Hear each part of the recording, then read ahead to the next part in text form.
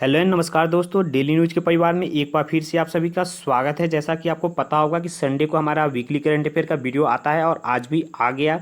यह वीडियो 9 अगस्त से 15 अगस्त के बीच की पूरी करंट अफेयर इसमें आपको मिल जाएगी पूरे डिटेल के साथ, तो वीडियो के अंत तक बने रहेंगे। यह वीडियो थोड़ा लंबा हो सकता है, वीकली करंट अफेयर है, लेकिन यह काफ़ी महत्वपूर्ण भी होगा। चलिए देखते हैं आज के पहले क्वेश्चन की तरफ। विश्व के स्वदेशी लोगों के 2020 का जो अंतर्राष्ट्रीय दिवस है, इसका विषय यानी इसका थीम क्या है। आपके पास 4 ऑप्शन दिए गए हैं और आपका सही जवाब हो जाएगा ऑप्शन सी, यानी कोविड-19 और इंडिजिनस पीपुल रिजिलियंस, यह इसका थीम है। और इसे मनाया कब जाता है, तो इसे 9 अगस्त को मनाया जाता है। 9 अगस्त को संयुक्त राष्ट्र और इसके जो भी सदस्य राष्ट्र हैं उनके द्वारा इसे मनाया जाता है। इसे मनाने का लक्ष्य है कि स्वदेशी लोगों के बारे में जानकारी फैलाना और इनके अधिकार का संरक्षण करना। चलिए आगे चलते आज के दूसरे क्वेश्चन की तरफ। आज का हमारा दूसरा क्वेश्चन है, नेशनल डिवॉर्मिंग डे यानी एनडीडी हर साल किस दिन मनाया जाता है। 4 ऑप्शन दिए गए हैं और सही जवाब हो जाएगा ऑप्शन सी, यानी यह 10 अगस्त को मनाया जाता है। प्रत्येक वर्ष यह साल में 2 दिन मनाया जाता है, एक 10 फरवरी को मनाया जाता है और दूसरा 10 अगस्त को मनाया जाता है। यानी ऐसा दिवस है जिसे साल में 2 दिन मनाया जाता है। इसे मनाने का लक्ष्य है कि 1 साल से 19 साल यानी मान के चलिए 19 वर्ष की आयु वाले बच्चों या किशोरों के आंत में जो कीड़े होते हैं उसको मिटाना इसका लक्ष्य है। बच्चों या किशोरों को सरकारी स्कूल में, आंगनबाड़ी में, निजी स्कूल में या जो भी शैक्षणिक संस्थान है उसमें इसकी खुराक दी जाती है ताकि वर्म इन्फेक्शन के फैलने से रोका जा सके। यह कार्यक्रम जो है ministry of women and child development और MHRD, जिसका नाम बदल के अब शिक्षा मंत्रालय का, दोनों के संयुक्त रूप से इसे इम्प्लीमेंट किया जाता है। चलिए आगे चलते आज के तीसरे क्वेश्चन की तरफ। अंतर्राष्ट्रीय युवा दिवस 2020 का थीम क्या है। यहाँ पर थीम दिया गया है youth engagement for global action. और अंतर्राष्ट्रीय युवा दिवस को मनाया कब जाता है, तो 4 ऑप्शन दिए गए हैं और सही जवाब हो जाएगा ऑप्शन सी, यानी अंतर्राष्ट्रीय युवा दिवस को 12 अगस्त को मनाया जाता है। ये भी इंपॉर्टेंट क्वेश्चन है और इसका थीम क्या है, youth engagement for global action. जब भी थीम मिले उसे 2 बार 4 बार आप रीडिंग दे देंगे तो दिमाग में एक बार रहेगा और एग्जाम में वैसा थीम मिले तो आप उसको आसानी से क्वेश्चन में लगा सकते हैं आंसर। चलिए इसके बारे में थोड़ा जानते हैं। 1998 में युवाओं के जिम्मेदार जो मंत्री हैं उनका अंतर्राष्ट्रीय एक सम्मेलन हुआ। उसमें मंत्रियों ने एक सुझाव दिया कि विश्व युवा दिवस मनाने के लिए एक सुझाव को मंत्रियों के द्वारा दिया गया। और 1999 में संयुक्त राष्ट्र की जो महासभा है उसने इस सुझाव को एक्सेप्ट किया और मनाने का फैसला लिया। और 2000 ईस्वी यानी अंतर्राष्ट्रीय 1998 में सुझाव दिया गया, 1999 में इसको फैसला दिया गया कि मनाया जाएगा और 2000 ईस्वी में इसे मनाना शुरू कर दिया गया। ये तो था अंतर्राष्ट्रीय युवा दिवस। एक होता है राष्ट्रीय युवा दिवस। तो राष्ट्रीय युवा दिवस है यह 12 जनवरी को प्रत्येक वर्ष मनाया जाता है। अब आप कहेंगे 12 जनवरी, तो 12 जनवरी को मनाने का लक्ष्य है कि विवेकानंद का जन्म 12 जनवरी को हुआ था, इसीलिए इनके जन्म दिवस के अवसर पर राष्ट्रीय युवा दिवस को मनाया जाता है। अब अंतर्राष्ट्रीय युवा दिवस जो है यह युवाओं में आवास, कार्य या इनका जो सार्थक पहल है उसको विश्व स्तर पर एक पहचान दिलाने का यह एक मौका है। इस साल कोरोना वायरस के कारण इसे ऑनलाइन मनाने का निर्णय लिया गया है। इसमें सभी क्षेत्रों से जो युवा शामिल होते हैं वह सामाजिक, राजनीतिक और आर्थिक जो मुद्दा होता है उस पर अपनी राय को रखते हैं। चलिए आगे चलते आज के चौथे क्वेश्चन की तरफ। आज का हमारा चौथा क्वेश्चन है, हाल ही में महानिदेशक नौसेना संचालन या DGNO, director general naval operation के रूप में किसे नियुक्त किया गया है। 4 ऑप्शन दिए गए हैं आपके पास। सही जवाब हो जाएगा ऑप्शन ए, यानी वाइस एडमिरल दिनेश के त्रिपाठी को नियुक्त किया गया है DGNO के रूप में। यह कम्युनिकेशन एंड इलेक्ट्रिक वारफेयर के स्पेशलिस्ट है। यह INS विनाश और INS त्रिशूल के कमांडेंट रह चुके हैं। और प्रेजेंट टाइम पर नौसेना अध्यक्ष कौन है, तो एडमिरल करमबीर सिंह है। चलिए आगे चलते हैं आज के 5वें क्वेश्चन की तरफ। आज का 5वां क्वेश्चन, भारत किस देश में होने वाले काउकाज 2020 के अभ्यास में भाग लेगा। यह दूसरे देश में होगा, उसमें भारत भी भाग लेगा। 4 ऑप्शन दिए गए हैं और सही जवाब हो जाएगा ऑप्शन बी, यानी रसिया में यह होने वाला है। इसमें भारत पार्टिसिपेट करेगा। रसिया में जो अभ्यास हो रहा है काउकाज 20, यह बहुपक्षीय सैन्य अभ्यास है जिसमें चीन, तुर्की, पाकिस्तान, ईरान समेत कम से कम 18 देश के सैनिक इसमें भाग लेंगे। इसमें भारतीय सेना से लगभग आर्मी से 150 लोग और कुछ लोग नेवी और एयरफोर्स के भी कर्मी इसमें भाग लेंगे। अब रूस आई तो रूस क्षेत्रफल की दृष्टि से विश्व का सबसे बड़ा देश है। दोस्तों वीडियो में आपको करेंट के साथ साथ थोड़ा स्टैटिक जीके को भी ऐड किया जाता है कि आप जो पढ़े हैं उसका समय समय पर धीरे धीरे रिवीजन हो सके। चलिए देखते हैं आज के छठे क्वेश्चन के लिए, किस राज्य या केंद्र शासित प्रदेश की सरकार ने राष्ट्रीय राजधानी के लिए इलेक्ट्रिक व्हीकल पॉलिसी का शुभारंभ किया? आपके पास 4 ऑप्शन दिए गए हैं और सही जवाब हो जाएगा ऑप्शन सी। यहाँ पर राष्ट्रीय राजधानी देखकर ही आपको सही जवाब पता चल गया होगा कि यह नई दिल्ली में होगा। इलेक्ट्रिक व्हीकल पॉलिसी, इसके बारे में थोड़ा हम आपको समझा देते हैं। इसे दिल्ली के सीएम अरविंद केजरीवाल ने लॉन्च किया हुआ। इसके तहत दिल्ली सरकार रजिस्ट्रेशन फी और रोड टैक्स को माफ करेगी अगर कोई इलेक्ट्रिक वाहन लेगा तो। ऐसा क्यों किया जा रहा है? ताकि इलेक्ट्रिक वाहन को प्रोत्साहन दिया जाए, और कोई इलेक्ट्रिक कार लेगा तो उसके लिए लगभग 1.5 लाख तक सरकार प्रोत्साहन राशि प्रदान की जाएगा। ऐसा लक्ष्य किया जा रहा है कि 2024 तक इसको इस सुविधा देने से 2024 तक जितनी भी नई गाड़ियां होंगे उसमें कम से कम 25% इलेक्ट्रिक व्हीकल हो। इलेक्ट्रिक व्हीकल से प्रदूषण मुक्त होगा और ये काफ़ी अच्छा होगा। अब दिल्ली हुई है तो दिल्ली के जो सीएम है वो अरविंद केजरीवाल हैं और दिल्ली में गवर्नर ना एलजी होते हैं, यानी लेफ्टिनेंट गवर्नर यहाँ के अनिल बैजल हैं। 1912 में दिल्ली को भारत की राष्ट्रीय मतलब राजधानी बनाई गई थी। इससे पहले भारत की राजधानी कोलकाता हुआ करती थी। चलिए आज के 7वें क्वेश्चन को देखते हैं।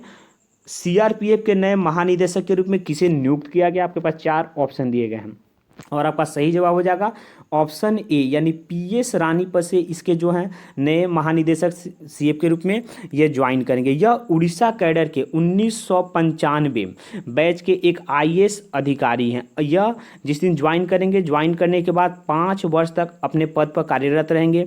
यह पहले उड़ीसा के एडीजी थे, यानी एडिशनल डायरेक्टर जनरल विजिलेंस के रूप में ये काम कर चुके हैं। यह 2013 में उड़ीसा के पुलिस महानिदेशक के रूप में भी कार्य कर चुके हैं। अब सीआरपीएफ के बारे में थोड़ा जान लेते हैं। सीआरपीएफ का फुल फॉर्म होता है सेंट्रल रिजर्व पुलिस फोर्स, जिसका मुख्यालय यानी हेडक्वार्टर नई दिल्ली में है और इसकी स्थापना 27 जुलाई 1938 यानी भारत की आज़ादी के पहले ही इसकी स्थापना हुई थी और इसका आदर्श वाक्य है सर्विस एंड लॉयल्टी। चलिए आगे चलते आज के 8वें क्वेश्चन की तरफ। आज का हमारा 8वां क्वेश्चन है, संघ लोक सेवा आयोग यानी यूपीएससी के अध्यक्ष के रूप में किसे नियुक्त किया गया है? 4 ऑप्शन दिए गए हैं और आपका सही जवाब होगा प्रदीप कुमार जोशी, यानी ऑप्शन सी इसका सही जवाब हो जाएगा। यूपीएससी इनकी नियुक्ति के बारे में 6 अगस्त को इनका नियुक्ति जो राष्ट्रपति ने, आपको पता होगा कि यूपीएससी के अध्यक्ष या यूपीएससी के जो सदस्य हैं इनकी नियुक्ति राष्ट्रपति के द्वारा की जाती है। तो राष्ट्रपति इनको नियुक्त किया गया और यह अरविंद सक्सेना की जगह लेंगे, यानी इसके पहले अध्यक्ष कौन थे? अरविंद सक्सेना थे। इनका कार्यकाल जो होगा 7 अगस्त 2020 से लेकर 12 मई 2021 तक ये इस पद पर बने रहेंगे। इसके पहले यह मध्य प्रदेश और छत्तीसगढ़ लोक सेवा आयोग दोनों जो थे, मध्य प्रदेश छत्तीसगढ़ दोनों के यह अध्यक्ष रह चुके हैं। 2015 में यह यूपीएससी के सदस्य के रूप में सिलेक्ट हुए थे। अब यूपीएससी की स्थापना 1 अक्टूबर 1926 को हुआ था। इसका मुख्यालय नई दिल्ली में है और यूपीएससी के एग्जाम के बारे में आपको पता होगा कि 3 चरण में इसकी एग्जाम होती है। पहले चरण में पीटी यानी प्रारंभिक परीक्षा होती है, दूसरे चरण में मुख्य परीक्षा यानी मेंस होता है और तीसरे चरण में इंटरव्यू होता है। चलिए आगे चलते हैं आज के अगले क्वेश्चन की तरफ। आज का 9वां क्वेश्चन काफ़ी महत्वपूर्ण क्वेश्चन होगा। अमेजिंग अयोध्या नामक पुस्तक का लेखन किया गया है। इसके लेखक का नाम बताना आपको। आपका सही जवाब हो जाएगा ऑप्शन बी, यानी नीना राय इसकी लेखक है। दोस्तों यह पुस्तक जो है नवंबर में रिलीज होगा, यानी नवंबर 2020 में ये पुस्तक रिलीज होगा। इस पुस्तक में अयोध्या शहर के बारे में आपको प्रामाणिक जानकारी प्राप्त होगी, जो प्राचीन हिंदुओं के जीवन यानी राम और सीता के बारे में इनकी जानकारी यहाँ से मिलेगी और इस पुस्तक का प्रकाशन जो होगा ये हाउस ब्लूम्सबरी के द्वारा किया जाएगा। आगे चलेंगे, आज के हम 10वें क्वेश्चन को देखेंगे। पीएनबी हाउसिंग फाइनेंस के नए एमडी सीईओ के रूप में किसे नियुक्त किया गया? 4 ऑप्शन दिए गए हैं, सही जवाब हो जाएगा ऑप्शन ए, यानी हरदयाल प्रसाद को नियुक्त किया गया है।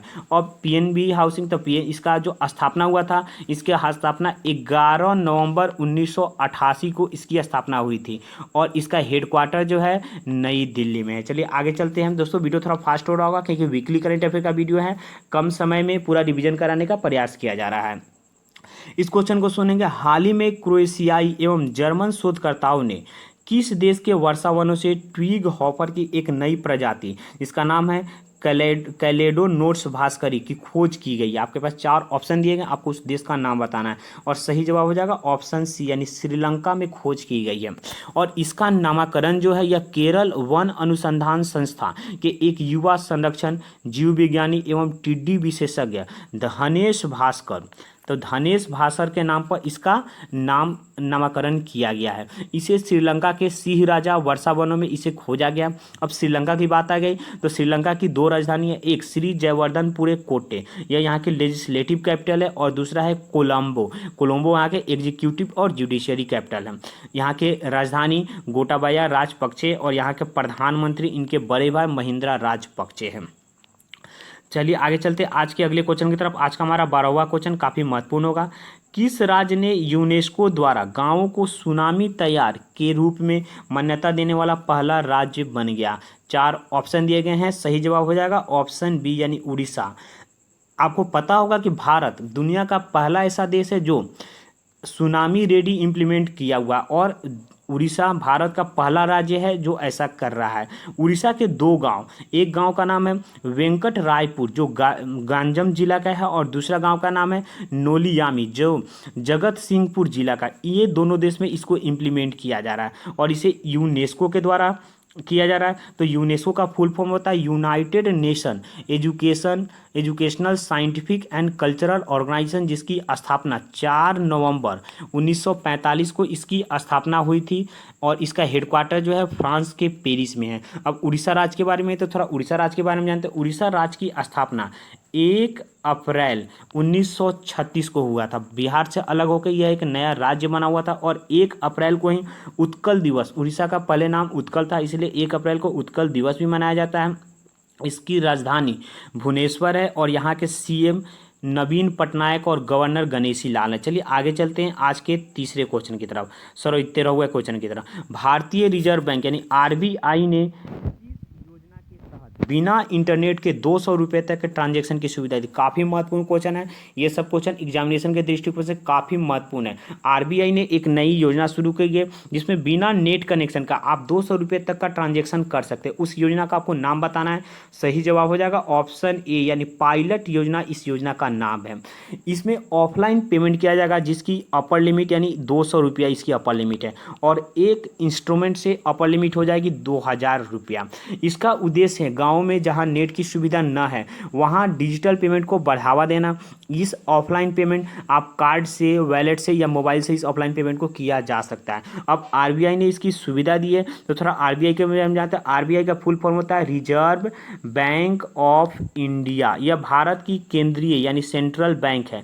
यह भारत में इंडियन करेंसी होता है उसको इशू करती है, मौद्रिक नीति बनाती है, और जितने भी बैंक हैं सभी बैंकों को रेगुलेट आरबीआई ही करती है। आरबीआई की स्थापना हुई थी जो 1 अप्रैल 1935 को इसकी स्थापना हुई थी। इसकी स्थापना से रिलेटेड बहुत क्वेश्चन एग्जामिनेशन में दिया जाता है और ये काफ़ी महत्वपूर्ण क्वेश्चन है आरबीआई की स्थापना। और आरबीआई की स्थापना हुई थी जो आरबीआई एक्ट 1934 यानी एक्ट 1934 में आया, उसके 1 साल बाद इसकी स्थापना हुई। और इसके नेशनलाइजेशन से भी क्वेश्चन आता है कि इसका नेशनलाइजेशन कब हुआ था, तो इसका नेशनलाइजेशन 1 जनवरी 1949 यानी भारत के आज़ाद होने के बाद इसकी नेशनलाइजेशन हुई थी, यानी यह भारत सरकार के अधीन हो गया और इसका मुख्यालय मुंबई में है। आरबीआई जब नया बना था 1 अप्रैल 1935 में, उस समय इसका मुख्यालय कोलकाता था और 2 साल बाद 1937 में इसका मुख्यालय मुंबई चला गया। तब से आज तक मुंबई में इसका मुख्यालय है। इसके प्रेजेंट टाइम पे गवर्नर शक्तिकांत दास है। शक्तिकांत दास इसके 25वें नंबर के गवर्नर हैं। चलिए आगे चलते आज के 14वें क्वेश्चन की तरफ। आज का 14वां क्वेश्चन, रक्षा उत्पाद के स्वदेशीकरण को बढ़ावा देने के लिए रक्षा मंत्रालय के द्वारा कितने वस्तुओं के आयात पर प्रतिबंध लगाया जाएगा? आपके पास 4 ऑप्शन दिए गए हैं, सही जवाब हो जाएगा ऑप्शन ए यानी 101 वस्तुओं के आयात पर प्रतिबंध लगाया जाता है। यह भारत में इसको बैन क्यों किया जाएगा, तो भारत में आत्मनिर्भर भारत की ओर यह एक कदम होगा जिसमें रक्षा मंत्री राजनाथ सिंह ने स्वदेशी को बढ़ावा देने के लिए ऐसा निर्णय लिया हुआ है। उन्होंने बोला कि जो प्रोडक्ट 101 प्रोडक्ट है यह निर्धारित समय यानी इनका जब तक के लिए बंधन है उसके बाद इस पर आयात पर बैन लगा दिया जाएगा। और यह जो 101 प्रोडक्ट है कोई छोटे भाई है और काफ़ी बड़ा बड़ा प्रोजेक्ट है, इसमें यह भारत की जो रक्षा उद्योग की जो कंपनी है उसके द्वारा इसे बनाया जाएगा, निर्माण किया जाएगा। इससे भारत की जो उद्योग है उनको रोजगार मिलेगा, उनका विकास होगा और स्वदेशीकरण को बढ़ावा मिलेगा। और रक्षा मंत्री राजनाथ सिंह है। चलिए आगे चलते आज के अगले क्वेश्चन की तरफ। दोस्तों इससे पहले आपको बता दें, ये केंद्रीय मंत्रिमंडल मंत्रिपरिषद से रिलेटेड हमारे प्लेलिस्ट में वीडियो है, उसको आप देखेंगे। उसमें काफ़ी अच्छे से मंत्रिमंडल के बारे में, मंत्रिपरिषद के बारे में और कैबिनेट मंत्री के बारे में बताया गया है। यह वीडियो का लिंक हम आपको वीडियो के डिस्क्रिप्शन में दे देंगे। भारतीय रिजर्व बैंक यानी आरबीआई की मौद्रिक नीति ने रेपो रेट को कितने प्रतिशत बनाए रखने का सर्वसम्मति के साथ इसको फैसला दिया गया। 4 ऑप्शन दिए गए हैं और सही जवाब हो जाएगा ऑप्शन सी, यानी 4% का सर्वसम्मति से फैसला आया है। यह समिति जो है भारत में इंटरेस्ट रेट को फिक्स करती है। साल में कम से कम 4 बार इस कमेटी की बैठक होती है। प्रत्येक बैठक के बाद इसका निर्णय लिया जाता है। इस कमेटी में 6 सदस्य होते हैं। इस 6 सदस्य में से 3 सदस्य जो है, या 3 सदस्य आरबीआई से द्वारा होते हैं। अब बाकी का जो 3 सदस्य इसे गवर्नमेंट ऑफ इंडिया यानी भारत सरकार इसे नामित करके भेजा जाता है। चलिए आगे चलते हैं। आज के 16वें क्वेश्चन को देखेंगे। पहली किसान रेल किन 2 शहरों के बीच में चलेगी। आपके पास 4 ऑप्शन दिए गए हैं और आपका सही जवाब हो जाएगा ऑप्शन ए, यानी देवलाली टू दानापुर पहली किसान रेलवे चलेगी। अगर आपने इस साल का बजट देखा होगा तो उसमें बजट में केंद्रीय वित्त मंत्री निर्मला सीतारमण ने इस बात की घोषणा की थी कि एक किसान रेल चलाया जाएगा और यह रेल देवलाली से दानापुर चल रही है। तो देवलाली कहाँ है, तो देवलाली महाराष्ट्र की एक जगह है और दानापुर बिहार का एक जगह है। तो यानी महाराष्ट्र से बिहार चलेगी। ऐसा भी आपको क्वेश्चन पूछ सकता है कि पहली किसान रेल किन 2 राज्यों के बीच में चली, तो महाराष्ट्र से बिहार के बीच में चली। और किन 2 शहर के बीच में चली, तो देवलाली से दानापुर के। किसान रेल का क्या फ़ायदा है, तो किसान रेल में सब्जी फल या मतलब फार्मिंग से रिलेटेड जो सामान हुआ उसको कैरी किया जा सकता है। इससे सब्जी ऐसा व्यवस्था किया जाता है कि इसमें सब्जी फल नष्ट नहीं होंगे और आसानी से एक जगह से दूसरी जगह चले जाएंगे। यह किसानों के लिए काफ़ी एक अच्छा स्कीम है। चलिए, पीएम मोदी ने गांधी जी के किस इसमें दिया गया है शताब्दी समारोह के अवसर पर राष्ट्रीय स्वच्छता केंद्र का उद्घाटन किया। 4 ऑप्शन दिए गए हैं और सही जवाब हो जाएगा ऑप्शन डी, यानी चंपारण सत्याग्रह के शताब्दी पर प्रधानमंत्री नरेंद्र मोदी ने राष्ट्रीय स्वच्छता केंद्र का उद्घाटन किया। अब थोड़ा इसके बारे में चलते हैं। राष्ट्रीय स्वच्छता केंद्र जो है राजघाट, जो महात्मा गांधी का समाधि स्थल है। दोस्तों समाधि स्थल से भी रिलेटेड वीडियो हमारे प्लेलिस्ट में दिया गया, काफ़ी अच्छे से उसमें सभी को समझाया गया, उसको ट्रिक के माध्यम से भी समझाया गया। आप उस वीडियो को देखेंगे, उसका लिंक भी हम वीडियो के डिस्क्रिप्शन में देंगे। वो वीडियो आपके लिए काफ़ी महत्वपूर्ण होगा।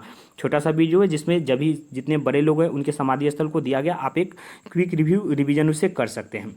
गांधी जी का जो चंपारण सत्याग्रह था, इसके शताब्दी के अवसर पर इसका शुभारंभ प्रधानमंत्री नरेंद्र मोदी ने किया। चलिए आगे चलते आज के अगले क्वेश्चन की तरफ। आज का 18वां क्वेश्चन, न्यूयॉर्क टाइम के स्क्वायर के नैस्कॉट बिलबोर्ड में उल्लेख होने वाला भारत का पहला फुटबॉल क्लब कौन सा बन गया है। फिर से सोचेंगे, न्यूयॉर्क के टाइम स्क्वायर के नैस्डैक बिलबोर्ड में उल्लेख होने वाला भारत का पहला फुटबॉल क्लब। 4 ऑप्शन दिए गए हैं, सही जवाब हो जाएगा ऑप्शन ए, यानी मोहन बागान क्लब बन गया है। इसके बारे में थोड़ा हम पढ़ लेते हैं। यह भारत का पहला ऐसा फुटबॉल क्लब बन गया है। मोहन बागान दिवस, आपको पता होगा कि मोहन बागान दिवस 29 जुलाई को मनाया जाता है और मोहन बागान दिवस के अवसर पर अमेरिका के स्टॉक एक्सचेंज नैस्डैक के ने टाइम स्क्वायर पर अपने बिलबोर्ड्स पर मोहन बागान क्लब के लोगों को और रंगों को प्रदर्शित वहाँ पर किया हुआ था। इसके चलिए आगे चलते आज के 19वें क्वेश्चन की तरफ। आज का 19वां क्वेश्चन, पीएम नरेंद्र मोदी ने 10 अगस्त 2020 को पनडुब्बी ऑप्टिकल फाइबर केबल का उद्घाटन किया। इस परियोजना के तहत 2300 किलोमीटर लंबी केबल चेन्नई के साथ किस केंद्र शासित प्रदेश को जोड़ेगा। यानी एक है चेन्नई और चेन्नई के साथ और किसको जोड़ा जाएगा इस प्रोजेक्ट में। 4 ऑप्शन दिए गए हैं, सही जवाब हो जाएगा ऑप्शन सी, यानी अंडमान और निकोबार आइलैंड को जोड़ा जाएगा चेन्नई के साथ। आपको पता होगा कि यह भारत की पहली अंडर सी ऑप्टिकल फाइबर प्रोजेक्ट है, कनेक्शन है, जो दिसंबर 2018 में पीएम मोदी ने इसके लिए 2312 किलोमीटर लंबा एक केबल प्रोजेक्ट को चेन्नई से अंडमान निकोबार आइलैंड के लिए इसे निर्माण शुरू किया था। चलिए आगे चलते हैं। और यह जो होगा यह अंडमान और निकोबार आइलैंड में हाई स्पीड ब्रॉडबैंड कनेक्शन को प्रोवाइड करेगा। आज के 20वें क्वेश्चन को देखेंगे। आज का हमारा 20वां क्वेश्चन, निम्नलिखित में से किस राज्य सरकार ने हाल ही में ग्राम रोजगार परिषद में महिलाओं के लिए सीट आरक्षण की नीति को मंजूरी दी गई है। आपके पास 4 ऑप्शन दिए गए हैं और आपका सही जवाब हो जाएगा ऑप्शन बी, यानी मेघालय ने ऐसा कार्य किया हुआ है। मेघालय के सीएम ने इस नीति का उद्देश्य बताया कि महिलाओं में नेतृत्व करना और नेतृत्व करने के लिए सक्षम माहौल को देना और उन्हें जमीनी स्तर पर शासन में अवसर प्रदान करने के लिए उन्होंने इस नीति को अपनाया है। इस नीति को राज्य की कैबिनेट ने इसे पास कर दिया हुआ है। इसमें महिलाओं को जमीनी स्तर पर 50% का आरक्षण मिलेगा और इसमें यह भी किया गया कि जो सेक्रेटरी पोस्ट होगा वो भी महिला के लिए ही रिजर्व कर दिया गया। अब मेघालय की, तो थोड़ा मेघालय के बारे में जानते हैं कि मेघालय राज्य की स्थापना 21 जनवरी 1972 यानी 1972 में मेघालय एक राज्य के रूप में बना। इसकी राजधानी शिलोंग है। यहाँ के सीएम कोनार्ड संगमा और गवर्नर तथागत राय है। यहाँ पर राज्यसभा की 1 सीटें हैं, लोकसभा की 2 सीटें हैं और यहाँ का हाई कोर्ट जो है यह मेघालय हाई कोर्ट है। यह नॉर्थ ईस्ट की एक पहाड़ी क्षेत्र है। आज के 21वें क्वेश्चन को देखते हैं। आज का 21वें क्वेश्चन, कौन सा संगठन अपनी तरह का पहला ऑनलाइन देशभक्ति फिल्म महोत्सव आयोजित करने जा रहा है? काफ़ी अच्छा काम है। ऑनलाइन देशभक्ति फिल्म महोत्सव आयोजित किया जा रहा है। किस संगठन के द्वारा किया जा रहा है? 4 ऑप्शन दिए गए हैं। सही जवाब हो जाएगा ऑप्शन बी यानी NFDC national film development corporation के द्वारा यह किया जा रहा है। इसे स्वतंत्रता दिवस के अवसर पर सेलिब्रेट किया जाएगा। इसे ministry of information and broadcasting के द्वारा शुरू किया गया, जिसके मंत्री प्रकाश जावड़ेकर जी हैं। 7 अगस्त 2020 से लेकर 21 अगस्त तक चलेगा, यानी स्वतंत्रता दिवस यानी 15 अगस्त के 1 वीक पहले से लेकर 1 वीक बाद तक इस चलेगा। इस महोत्सव में स्वतंत्रता सेनानी के शौर्य, पराक्रम और भारत के गौरवपूर्ण इतिहास को दिखाया गया है। इसमें रोज स्वतंत्रता दिवस के अवसर पर स्वतंत्रता से यानी देशभक्ति से एक फिल्म को दिखाया जाएगा और इसमें पहली बार गांधी फिल्म जो रिचर्ड एटनबरो के द्वारा था उसे भी दिखाया जाएगा। चलिए आगे चलते आज के 22वें क्वेश्चन को देखेंगे। आज का 22वां क्वेश्चन, निम्नलिखित में से किसने स्मार्ट इंडिया हैकाथॉन में पहला पुरस्कार जीता? 4 ऑप्शन दिए गए हैं और सही जवाब हो जाएगा DIAT यानी ऑप्शन बी इसका सही जवाब होगा। Defence institute of advance technology ने इस पुरस्कार को जीता हुआ, प्रथम स्थान प्राप्त किया हुआ है। रक्षा मंत्रालय ने एक बयान में कहा कि DIAT की 6 सदस्यीय की एक टीम है। इसने आर्टिफिशियल इंटेलिजेंस यानी AI का उपयोग करके चेहरे का एक्सप्रेशन, अभिव्यक्ति, हाव भाव को पहचानने के लिए एक दृष्टि नाम का समाधान को प्रदान किया हुआ है। और यह जो 6 सदस्यीय टीम थी यह डॉक्टर सुनीता धारवाले के नेतृत्व में हुआ था। इसे प्रथम प्राइज को 1 लाख रुपया प्रदान किया गया। चलेंगे आज के 23वें क्वेश्चन की तरफ। आज का हमारा 23वां क्वेश्चन है, ईट राइट इंडिया मूवमेंट निम्नलिखित में से किसको अपने ईट राइट इंडिया आंदोलन के लिए फूड सिस्टम विजन पुरस्कार से सम्मानित किया गया? यानी ईट राइट इंडिया मूवमेंट के लिए किसे पुरस्कार दिया गया? 4 ऑप्शन दिए गए। सही जवाब हो जाएगा ऑप्शन ए यानी food safety and standard authority of India. इसे शॉर्ट फॉर्म में SSAI भी बोला जाता है। इसे प्रथम प्राइज मिला हुआ। इसकी स्थापना अगस्त 2011 में इसकी स्थापना हुई थी। इसका हेडक्वार्टर जो है नई दिल्ली में इसका हेडक्वार्टर है। प्रेजेंट टाइम पे इसके चेयरपर्सन रीता तिथोटिया हैं और इसका काम क्या है? इसका काम है देश भर में खाने वाली जो भी सामान बिकती है उसकी शुद्धता को जांच करना इसका कार्य है। आप जो भी कोई पैक्ड आइटम खरीदते होंगे उसके पीछे देखते होंगे FSSAI का नाम लिखा हुआ रहता है, यानी ये उसके द्वारा ऑथराइज किया हुआ रहता है। इसने उसकी शुद्धता की जाँच कर ली है। प्रसिद्ध कवि राहत इंदौरी का निधन 11 अगस्त 2020 को हुआ था। यह किस भाषा के कवि थे? आपके पास 4 ऑप्शन दिए गए हैं और आपका सही जवाब हो जाएगा ऑप्शन सी, यह उर्दू भाषा के कवि थे। इनका जन्म 1 जनवरी 1950 को इनका जन्म मध्य प्रदेश के इंदौर जिले में हुआ था और 11 अगस्त को इनका जन्म मध्य प्रदेश में ही हुआ। यह उर्दू भाषा के कवि के साथ साथ प्रोफेसर भी थे और ये पहले पेंटर भी थे। इनकी मृत्यु जो है यह कार्डियक अरेस्ट के कारण इनकी मृत्यु हुई और मृत्यु के बाद इनका टेस्ट करने पर यह कोविड पॉजिटिव भी पाए गए। एक इनका कहावत आप सुने होंगे, ये बार बार बोलते थे, सभी का खून है शामिल यहाँ की मिट्टी में, किसी के बाप का हिंदुस्तान थोड़े ही है। इनकी प्रसिद्ध कविता थी। चलिए आगे चलते हैं। आज के 25वें क्वेश्चन को देखेंगे। 1971 के युद्ध में शहीद हुए भारतीय सैनिकों के लिए किस राष्ट्र ने स्टैंड एलोन युद्ध स्मारक बनाने का फैसला किया हुआ है?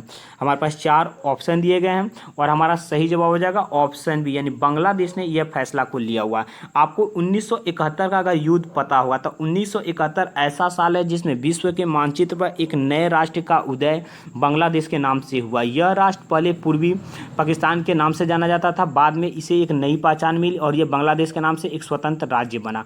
आपको पता होगा कि 1947 में भारत आज़ाद होने के साथ इसके दो विभक्त हो गए, दो टुकड़े में बट गए और भारत का पूर्वी साइड और पश्चिमी साइड जो मुस्लिम बहुल जो क्षेत्र था तो दो भागों में बट गया, एक पूर्वी पाकिस्तान दूसरा पश्चिमी पाकिस्तान। तो पश्चिमी पाकिस्तान जो आज के दिन में पाकिस्तान के नाम से जाना जाता है, तो पश्चिमी पाकिस्तान का ही पूर्वी पाकिस्तान पर कब्जा था, यानी यहाँ का पूर्वी पाकिस्तान का जो एडमिनिस्ट्रेशन था वो भी पश्चिमी पाकिस्तान पे ही चलता था। 1971 में एक युद्ध हुआ और तत्कालीन प्रधानमंत्री इंदिरा गांधी इस युद्ध में पूर्वी पाकिस्तान का सपोर्ट करके उसे पश्चिमी पाकिस्तान के कब्जे से अलग करके एक नए राष्ट्र के रूप में इसका निर्माण हुआ, जिसे बांग्लादेश के नाम से जाना जाता है। इसमें युद्ध में काफ़ी भारतीय सैनिक माने गए। इसी युद्ध का 50वां एनिवर्सरी था। इसी के अवसर पर बांग्लादेश की सरकार ने एक स्टैंड एलोन युद्ध स्मारक बनाने का फैसला लिया हुआ है। ये काफ़ी अच्छा कदम किया गया है बांग्लादेश के कि हमारे जो सैनिक जान दिए उनके लिए यह एक सम्मान व्यक्त किया जा रहा है। अब यह बांग्लादेश किया गया था। बांग्लादेश की राजधानी ढाका है।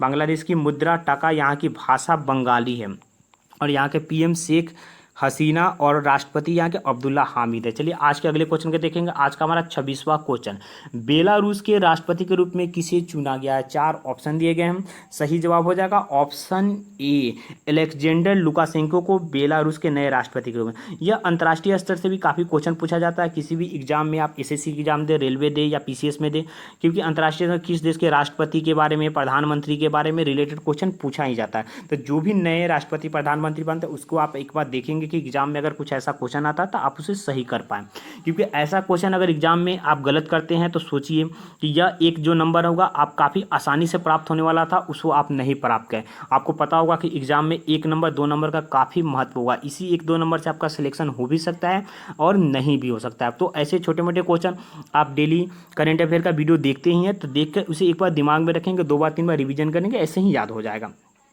चलिए इनके बारे में थोड़ा जानते हैं। अलेक्जेंडर लुकाशेंको, यह जो चुनाव हुआ, चुनाव में 80.23% इनको वोट मिला, यानी काफ़ी ज़्यादा वोट मिला और ये 6ठी बार राष्ट्रपति बनेंगे। इनका मुख्य प्रतिद्वंदी थे जो पहले इंग्लिश के शिक्षक थे जिनका नाम है स्वेतलाना तचनौस्कावा, जिन्हें मात्र 9.9% वोट मिला और इनको 80.23% वोट मिला। अब बेलारूस, तो बेलारूस की राजधानी मिन्स्क है और यहाँ की मुद्रा बेलारूसी रूबल है।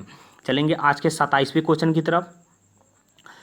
कनेक्टिंग, कम्युनिकेटिंग और चेंजिंग एक पुस्तक है जो निम्नलिखित में से किस गणराज्य व्यक्तियों में से इस पुस्तक पर, किसके ऊपर इस पुस्तक को लिखा गया? 4 ऑप्शन दिए गए हैं और सही जवाब हो जाएगा ऑप्शन सी, यानी उपराष्ट्रपति एम वेंकैया नायडू पर यह पुस्तक को लिखी गई है।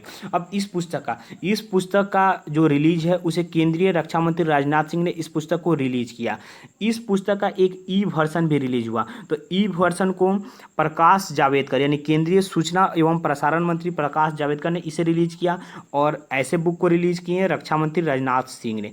इस पुस्तक में उपराष्ट्रपति एम वेंकैया नायडू के 3 साल उन्होंने अपना कार्यकाल को पूरा किया। तो इसी 2017 में उपराष्ट्रपति बने हुए थे। 3 साल पूरा होने के बाद उनके कार्य के जो होगा उसमें इस पुस्तक में दर्शाया गया है। उपराष्ट्रपति जो हैं उनके भाषण का संकलन इस पुस्तक में किया गया। उपराष्ट्रपति 11 अगस्त 2017 को यह भारत के उपराष्ट्रपति के रूप में अपना पद ग्रहण किए हुए थे। इसके पहले मोदी सरकार जब 1 बनी हुई थी वह इसमें ministry of housing and urban information and broadcasting के ये मंत्री रह चुके हैं। यह 2002 से 2004 के बीच में बीजेपी के राष्ट्रीय अध्यक्ष यानी बीजेपी काफ़ी सीनियर नेता हैं। यह वाजपेयी सरकार यानी अटल बिहारी वाजपेयी की जो सरकार थी उसमें भी यह मिनिस्ट्री ऑफ रूरल डेवलपमेंट रह चुके हुए हैं। अब आपको थोड़ा उपराष्ट्रपति के बारे में पता है तो अनुच्छेद 63 यानी आर्टिकल 63 कहता है कि भारत में एक उपराष्ट्रपति का पद होगा और आर्टिकल 64 यह बोलता है कि यह जो उपराष्ट्रपति होगा यह राज्यसभा का पदेन सभापति होगा।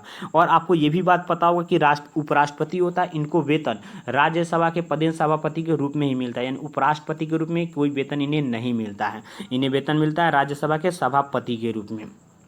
उपराष्ट्रपति बनने की योग्यता क्या है? तो उपराष्ट्रपति बनने की योग्यता है कि वर्ष की आयु आपको प्राप्त करनी चाहिए और आप राज्यसभा के सदस्य बनने की अगर योग्य हैं तो आप उपराष्ट्रपति बन सकते हैं। उपराष्ट्रपति के निर्वाचन में लोकसभा और राज्यसभा के सभी यानी निर्वाचित और मनोनीत सभी सदस्य इसमें इनके निर्वाचन में भाग लेते हैं। चलिए आगे चलते हैं। आज के 28वां क्वेश्चन काफ़ी महत्वपूर्ण क्वेश्चन है। इंदिरा वान मितान योजना भारत के किस राज्य में शुरू की गई है? 4 ऑप्शन दिए गए हैं और आपका सही जवाब हो जाएगा ऑप्शन बी यानी छत्तीसगढ़ में इसे शुरू किया गया है। इसे वनवासी यानी जंगल में जो रहने वाले उनकी स्थिति को सुधारने के लिए, उन्हें रोजगार से जोड़ने के लिए इस योजना की शुरुआत की गई है। इसके जो लाभार्थी होंगे वो आत्मनिर्भर उन्हें बनाकर उन्हें उनके आर्थिक पक्ष को मजबूत की जाएगी। इसकी जो छत्तीसगढ़ है, छत्तीसगढ़ की स्थापना जो थी 1 नवंबर 2000 ईस्वी को इसकी स्थापना यानी मध्य प्रदेश से अलग होकर एक नया राज्य बना हुआ था जिसका नाम था छत्तीसगढ़। यानी 2000 ईस्वी में ये एक नया राज्य बना। इसकी राजधानी रायपुर है। यहाँ के गवर्नर अनसुईया उइके और यहाँ के सीएम यानी मुख्यमंत्री भूपेश बघेल है। यहाँ पर राज्यसभा की 5 सीटें और लोकसभा की 11 सीटें हैं। चलिए आगे चलते। आज के 29वें क्वेश्चन को देखेंगे। भारत में सबसे बड़ी स्टील बनाने वाली कंपनी सेल की पहली महिला अध्यक्ष के रूप में किसे नियुक्त किया गया? सेल की पहली महिला अध्यक्ष काफ़ी महत्वपूर्ण क्वेश्चन है। जब भी कोई काम पहली बार होता है तो एग्जाम में दृष्टिकोण में आने का संभावना बढ़ जाता है और सही जवाब हो जाएगा ऑप्शन ए यानी सोमा मंडल को नियुक्त किया जाएगा। सेल का फुल फॉर्म होता है स्टील अथॉरिटी ऑफ इंडिया। यह भारत के साथ साथ विश्व में भी इसका काफ़ी स्थान है। इसकी स्थापना 19 जनवरी 1954 को इसकी स्थापना की गई थी। इसका हेडक्वार्टर जो है यह नई दिल्ली में इसका हेडक्वार्टर है। इसके प्रेजेंट टाइम के चेयरमैन अनिल चौधरी हैं और सितंबर 2018 से सितंबर 2020 के बीच में इनका कार्यकाल होगा। चलिए आगे चलते हैं। आज के 30वें क्वेश्चन को हम देखेंगे। आज का 30वां क्वेश्चन है पेरू का नया प्रधानमंत्री। पेरू देश है जिसके नए प्रधानमंत्री कौन बने हैं? 4 ऑप्शन दिए गए और सही जवाब होगा वाल्टर रोजर मार्टोस रुइज यानी ऑप्शन सी सही जवाब। ऑप्शन सी यानी वाल्टर रोजर मार्टोस रुइज है ये पेरू के नए प्रधानमंत्री बनेंगे। यह पहले पेरू के रक्षा मंत्री थे और यह रिटायर्ड सेना अध्यक्ष भी हैं। इनकी नियुक्ति आपको पता होगा कि प्रधानमंत्री की जो नियुक्ति वो राष्ट्रपति के द्वारा की जाती है, तो यानी कि इनकी नियुक्ति राष्ट्रपति मार्टिन विजय कारा के द्वारा इनकी नियुक्ति की गई है। यह एल्वारो कैट्रिनो बेलिडो की जगह लेंगे यानी इसके पहले प्रधानमंत्री एल्वारो कैट्रिनो बेलिडो थे। अब पेरू की राजधानी है लीमा, मुद्रा है पेरू सोल और राष्ट्रपति मार्टिन विजय कारा है। चलिए आगे चलते हैं। आज के 31वें क्वेश्चन को देखते हैं। पर्यावरण मंत्री द्वारा शुरू किया गया सुरक्षा पोर्टल हाल ही में किसके संरक्षण के लिए लॉन्च किया गया? यानी यह सुरक्षा पोर्टल जो पर्यावरण मंत्री लॉन्च किए यह किस जानवर के सुरक्षा के लिए इसे लॉन्च किया गया? 4 ऑप्शन दिए गए।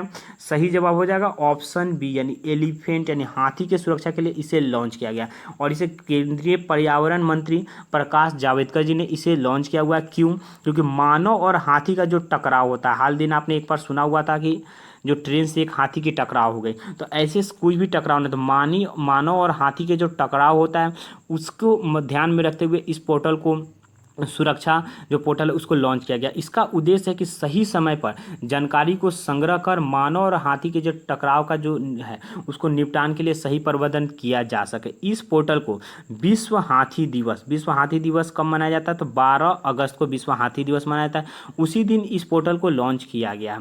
यह एक वार्षिक सम्मेलन के द्वारा इसको लॉन्च किया गया। चलिए आगे चलते हैं। 32 में क्वेश्चन 32 है our only home a climate appeal to the world जो फ्रांज अल्ट द्वारा लिखित इस पुस्तक के लेखक का नाम क्या है? इस पुस्तक को 2 लोगों ने मिलकर लिखा। एक का नाम दिया गया फ्रांज अल्ट और दूसरे का नाम आपको बताना है और आपका सही जवाब हो जाएगा ऑप्शन बी यानी दलाई लामा। यह जो पुस्तक है दलाई लामा और फ्रांज अल्ट के द्वारा दोनों ने मिलकर इस पुस्तक को लिखा हुआ है। इस पुस्तक में आपको क्लाइमेट चेंज पर लिखी गई है यानी क्लाइमेट चेंज के बारे में पढ़ने को इसमें मिलेगा। यह पुस्तक दलाई लामा जो तिब्बत के धर्मगुरु हैं और फ्रांज अल्ट जो जर्मनी के एक इन्वायरमेंटल जर्नलिस्ट हैं, दोनों ने मिलकर इस पुस्तक को लिखा। यह पुस्तक नवंबर 2020 में आने की इसकी संभावना है और दलाई लामा है जो यह 14वें दलाई लामा है जिनका मूल नाम तेंजिन ग्यात्सो है। चलिए आगे चलते आज के 33वें क्वेश्चन के देखेंगे। आज का 33वां क्वेश्चन काफ़ी महत्वपूर्ण क्वेश्चन है। भारत का पहला कौन सा शहर है जिसने लिंग समानता को दर्शाने के लिए ट्रैफिक सिग्नल पर महिला आइकन का इस्तेमाल कर रहा है? काफ़ी अच्छा क्वेश्चन है। महिला आइकन का इस्तेमाल किया जाएगा लिंग समानता को दर्शाने के लिए। 4 ऑप्शन दिए गए हैं और वह भारत का पहली बार ऐसा कोई शहर करने जा रहा है। सही जवाब हो जाएगा ऑप्शन ए यानी मुंबई ऐसा कार्य कर रहा है। मुंबई, जिसे पहले बॉम्बे के नाम से भी जाना जाता है, यह इंडिया की लार्जेस्ट सिटी भी है।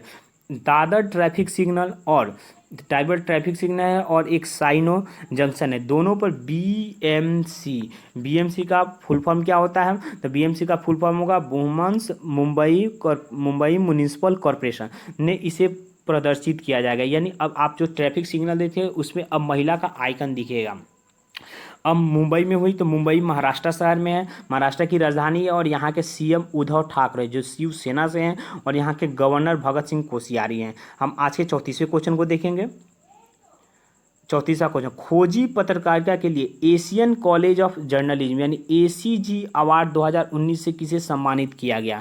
2019 का एसीजी पुरस्कार किसे दिया गया? 4 ऑप्शन दिए गए हैं। सही जवाब हो जाएगा ऑप्शन ए यानी नितिन सेठी को दिया जाएगा। एक क्वेश्चन आपको और इसमें मिल जाएगा, शिव सहाय सिंह, इनको सोशल इम्पैक्ट जर्नलिज्म के लिए KP Narayan Kumar memorial award का विजेता इन्हें घोषित किया गया। यानी इन्हें भी एक अवार्ड मिला हुआ है, KP Narayan Kumar memorial award इन्हें मिला हुआ है और नितिन सेठी को एसीजे अवार्ड मिला हुआ है। यह पुरस्कार जो है यह WHO के डेप्यूटी जो डायरेक्टर जनरल हैं जिनका नाम है सौम्या स्वामीनाथन, जो भारत से हैं, उन्होंने वर्चुअल समारोह यानी ऑनलाइन से इस पुरस्कार को प्रदान किया गया।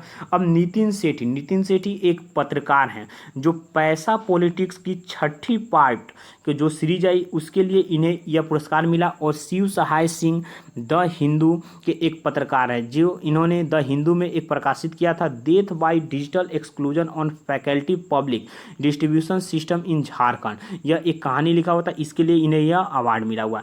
अब एसीजे यानी एशियन कॉलेज ऑफ जर्नलिज्म, इसका जो हेडक्वार्टर है चेन्नई में है और इसके प्रेजेंट टाइप के अध्यक्ष हैं शशि कुमार। चलिए आगे चलते आज के 35वें क्वेश्चन को देखते हैं। आज का हमारा 35वां क्वेश्चन काफ़ी महत्वपूर्ण होगा। भारतीय मूल की किस महिला को अमेरिकी उपराष्ट्रपति उम्मीदवार के रूप में नामित किया गया? काफ़ी अच्छा क्वेश्चन है भारतवासियों के लिए क्योंकि यह भारतीय मूल की हैं।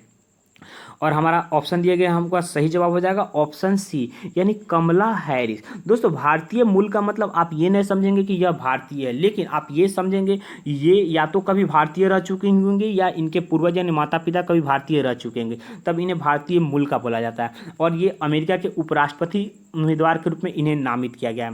ये काफ़ी गर्व की बात है। यह अमेरिका के एक पॉलिटिशियन और लॉयर हैं। यह डेमोक्रेटिक पार्टी की सदस्य है। अब अमेरिका में ऐसा हुआ तो अमेरिका की राजधानी वाशिंगटन DC है, यहाँ की मुद्रा है अमेरिकी डॉलर। आपको पता होगा कि अमेरिका 50 राज्यों से मिलकर बना हुआ है। यहाँ के राष्ट्रपति डोनाल्ड ट्रंप हैं। आज का 36वां क्वेश्चन काफ़ी महत्वपूर्ण होगा। लोकसभा द्वारा हाल ही में कर्मचारियों और अधिकारियों के लिए किस विदेशी भाषा का पाठ्यक्रम शुरुआत किया गया है? 4 ऑप्शन दिए गए हैं और आपका सही जवाब हो जाएगा फ्रांसीसी यानी फ्रेंच भाषा। ऑप्शन सी इसका सही जवाब हो जाएगा। दोस्तों आपको बता दें कि यह पाठ्यक्रम के तहत लगभग 57 अधिकारियों को रजिस्टर्ड किया जाएगा इस भाषा के लिए। आपको पता होगा कि आजकल इंटरकनेक्टेड दुनिया यानी सभी देश को लोगों को एक दूसरे देश की ज़रूरत पड़ती है, तो इस इंटरकनेक्टेड दुनिया में विदेशी भाषा का ज्ञान प्राप्त करने के लिए, अंतर्राष्ट्रीय स्तर पर संबंध को बेहतर बनाने के लिए, दूसरे को समझने के लिए सांसदों को विदेशी भाषा का ज्ञान होना काफ़ी जरूरी है। इस पहल के तहत संसदीय अनुसंधान और प्रशिक्षण संस्थान लोकसभा द्वारा इसे लागू किया जाएगा और बाद में यह भी प्रावधान किया जाएगा कि जर्मन भाषा, रूसी भाषा, स्पेनिश भाषाओं को भी शुरू किया जाए यानी उन्हें भी सिखाया जाए। चलते हैं आज के अगले क्वेश्चन की तरफ। आज का हमारा 37वां क्वेश्चन काफ़ी महत्वपूर्ण होगा। भारत के किस अभिनेता का नाम फोर्ब्स पत्रिका द्वारा जारी साल 2020 के शीर्ष 10 महंगे एक्टर के नाम में सूचित है? ये भारत के एकमात्र एक्टर हैं जो विश्व के 10 महंगे एक्टर में इनका नाम आया और इनका नाम होगा ऑप्शन सी यानी अक्षय कुमार, जिन्हें खिलाड़ी कुमार के नाम से भी आप जानते होंगे। यह दुनिया के 10 में से एकमात्र भारतीय एक्टर है। इनकी कुल कमाई 48.5 मिलियन डॉलर इनकी कुल कमाई है। यह इस लिस्ट में छठे नंबर स्थान पे है। इनकी कुल जो कमाई है यानी टोटल इनका इनकम है, मैक्सिमम विज्ञापन यानी ऐड से इनका इनकम हुआ। यह सूची जो है 1 जून 2019 से लेकर 1 जून 2020 के बीच की इसमें कमाई का आकलन लिया गया है। और इस सूची में प्रथम स्थान पर ड्वेन जॉनसन जो पहले रेसलर थे, इन्हें द रॉक के नाम से भी आप जानते हैं। इनकी कुल कमाई 87.5 मिलियन डॉलर है। और इस सूची में 5वें स्थान पर वेन डीजल का नाम आया। चलिए आगे चलते आज के 38वें क्वेश्चन को देखते हैं। खेल मंत्रालय द्वारा फिटनेस को प्रोत्साहित करने के लिए चल रहे कार्यक्रम का नाम बताना। यह कार्यक्रम खेल मंत्रालय ने शुरू किया हुआ है और किसके लिए, तो फिटनेस को प्रोत्साहित करने के लिए। इस कार्यक्रम का आपको नाम बताना है और इस कार्यक्रम का नाम हो जाएगा fit India freedom run. Fit India freedom run यानी ऑप्शन सी इसका सही जवाब हो जाएगा।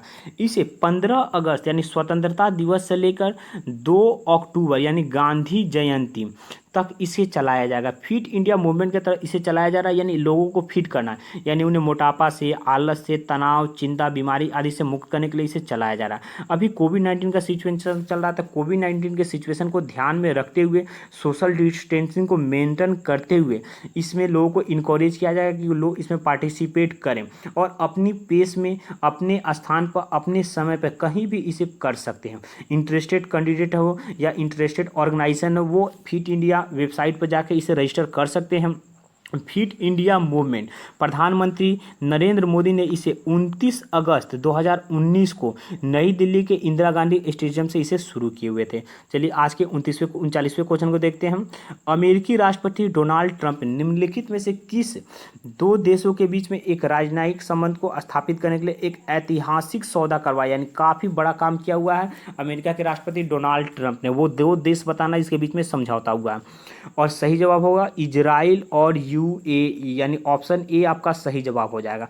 मतलब अमेरिका के राष्ट्रपति ट्रंप और इजराइल के प्रधानमंत्री बेंजामिन नेतन्याहू और यूएई के deputy supreme commander Sheikh Mohammed bin Zayed Nahyan ने इजराइल और यूएई के बीच में जो संबंध था उसको पूर्ण नॉर्मलाइजेशन पर सहमति व्यक्त कर दिया गया है। इस सहमति और समझौते से मिडिल ईस्ट में शांति को बढ़ावा मिलेगा। दोनों देश में निवेश, पर्यटन, सीधी उड़ान, सुरक्षा, पर्यावरण आदि पर समझौता होगा और दोनों देश का विकास होगा। अब इसमें इजराइल आया तो इजराइल की राजधानी है जेरूशलेम, इजराइल की भाषा है हिब्रू, यहाँ के प्रधानमंत्री हैं बेंजामिन नेतन्याहू और राष्ट्रपति हैं रियूजेन रिवलिन। अब इसमें यूएई भी है तो यूएई के बारे में देख लें। सबसे पहले तो यूएई का फुल फॉर्म देखेंगे तो यूएई का फुल फॉर्म होता है यूनाइटेड अरब अमीरात। इसकी राजधानी अबू धाबी है और राष्ट्रपति खलीफा बिन जायद अल नहयान है। चलिए आगे देखते हैं आज के 40वें क्वेश्चन की तरफ। कौन सा भारतीय राज्य है जो जैविक खेती के तहत पूरी तरह से जैविक बनने वाला दुनिया का पहला राज्य बन गया। ये दुनिया में पहली बार हो रही है जब कोई राज्य पूरी तरह से जैविक बन गया और वह राज्य भारत का है। उसका आपको नाम बताना है। सही जवाब हो जाएगा ऑप्शन सी, जी हाँ सिक्किम अब पूर्ण तरह से जैविक राज्य बन गया। आपको पता होगा कि 1960 के दशक में भारत में हरित क्रांति का आगमन हुआ। हरित क्रांति के आगमन से हम अपने अन्न के भंडार को भरने में सक्षम तो हो गए, लेकिन इसके साथ साथ हमें केमिकल, खाद और कीटनाशक के आगमन का भी सामना करना पड़ेगा, जो हमारा वायु, जल, जमीन तीनों के लिए हानिकारक असर शुरू किया हुआ। दुनिया का पहला ऐसा राज्य बन गया सिक्किम जो पूरी तरह से जैविक घोषित किया। सिक्किम ने इसके लिए 2003 में संकल्प लिया था कि वह पूर्ण तरह से ऑर्गेनिक राज्य बनेगा और 2016 में वह ऑर्गेनिक राज्य के रूप में घोषित भी हुआ। संयुक्त राष्ट्र ने इसे ऑस्कर अवार्ड से भी सम्मानित किया। अब थोड़ा ऑर्गेनिक खेती के बारे में जानते हैं कि ऑर्गेनिक खेती में जो रासायनिक उर्वरक होता है, कीटनाशक होता है, इसकी जगह पर हम जीवाश्म खाद का प्रयोग करते हैं। जीवाश्म खाद काफ़ी प्राचीन पद्धति है। इससे पर्यावरण शुद्ध रहता है, भूमि की उपजाऊ क्षमता बनी रहती है और सूखे की समस्या नहीं आती है। इसे गोबर खाद, कंपोस्ट खाद, केचुए खाद, नीम खेती, फल के अवशेष आदि से बनाया जा सकता है। आज का एक 45वां क्वेश्चन, किस राज्य के खाजे, मसालेदार हर्मल मिर्च और मिंदोली केला को जीआई टैग प्रदान किया गया? आपके पास 4 ऑप्शन दिए गए हैं और आपका सही जवाब हो जाएगा ऑप्शन सी यानी गोवा। दोस्तों जीआई टैग से रिलेटेड 2 वीडियो हमारे प्लेलिस्ट में हुआ, उसे आप देखेंगे। यह 2 वीडियो आपके लिए काफ़ी महत्वपूर्ण होगा। आपको जीआई टैग से रिलेटेड जो भी एग्जाम पीसीएस लेवल तक के भी अगर किसी एग्जाम में प्रश्न आएगा तो इसमें सारा प्रश्न इसमें दिया हुआ है कि जीआई टैग क्या होता है, किस अधिनियम के द्वारा दिया गया था, पहली बार किस राज्य को दिया हुआ था, सबसे ज़्यादा किस राज्य में दिया हुआ था।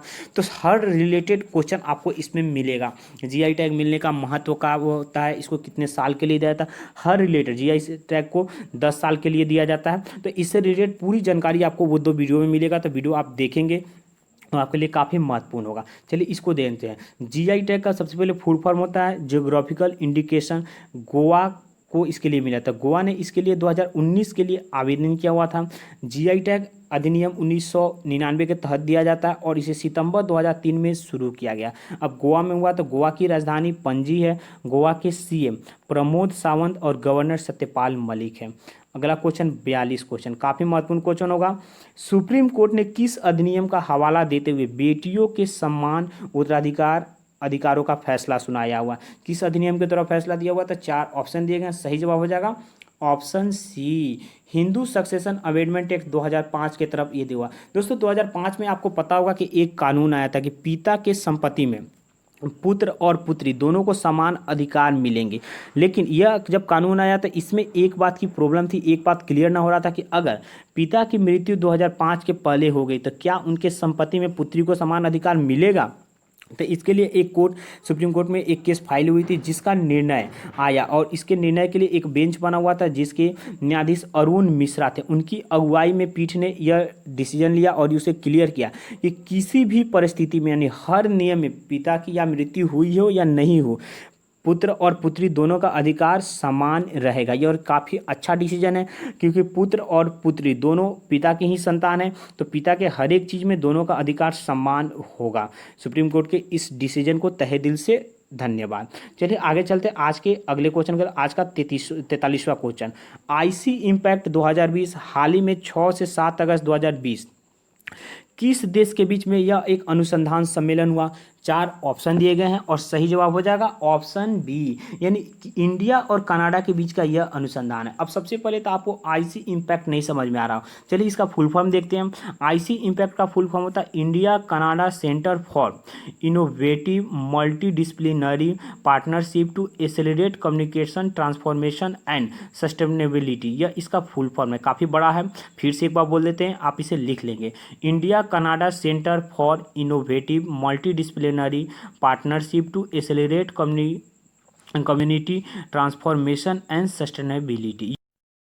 20 में कितने महिला पुलिस अधिकारियों को जांच में उत्कृष्ट पदक से सम्मानित किया गया? 4 ऑप्शन दिए गए हैं। सही जवाब हो जाएगा ऑप्शन बी, यानी 21 महिला अधिकारियों को सम्मेलन में सम्मानित किया जाएगा। आपको पता होगा कि टोटल 121 पदक दिया गया जिसमें से 21 महिलाओं को दिया गया और यानी पुरुष को कितना मिला? तो 100 पुरुषों को मिलेगा। इसमें 15 पदक जो था यह 15 पदक सीबीआई को दिया गया। इस पदक की जो स्थापना हुई थी 2018 में इसकी स्थापना की गई थी। अपराध के जांच है उसको मानक को प्रोत्साहित करने के लिए और जांच के जो अधिकारी इसमें हैं उनकी उत्कृष्टता को पहचान देने के लिए उस उद्देश्य से इसको स्थापना किया गया था। इसकी घोषणा गृह मंत्रालय के द्वारा था। अभी केंद्रीय गृह मंत्री अमित शाह हैं। चलिए आगे चलते हैं। आज के 45वें, किस राष्ट्र ने पाकिस्तान को ऋण और तेल की आपूर्ति समाप्त कर दी है? 4 ऑप्शन दिए गए हैं और सही जवाब हो जाएगा ऑप्शन सी, यानी सऊदी अरब अब पाकिस्तान को ना ऋण देगा और तेल देगा। इसके साथ साथ इस डिसीजन के साथ साथ लगभग दोनों के बीच के 10 साल की जो पुरानी दोस्ती थी वो भी अब समाप्त हो गई। नवंबर 2018 में सऊदी अरब ने $6.2 बिलियन पैकेज की घोषणा की थी। इस पैकेज अब सऊदी अरब इसमें से अपना हिस्सा एक हिस्सा पाकिस्तान से मांग रहा है। यह क्या था? तो यह पाकिस्तान से जो एक हिस्सा मांग रहा है वह लगभग $1 अरब भुगतान करने के लिए पाकिस्तान को बोल रहा है।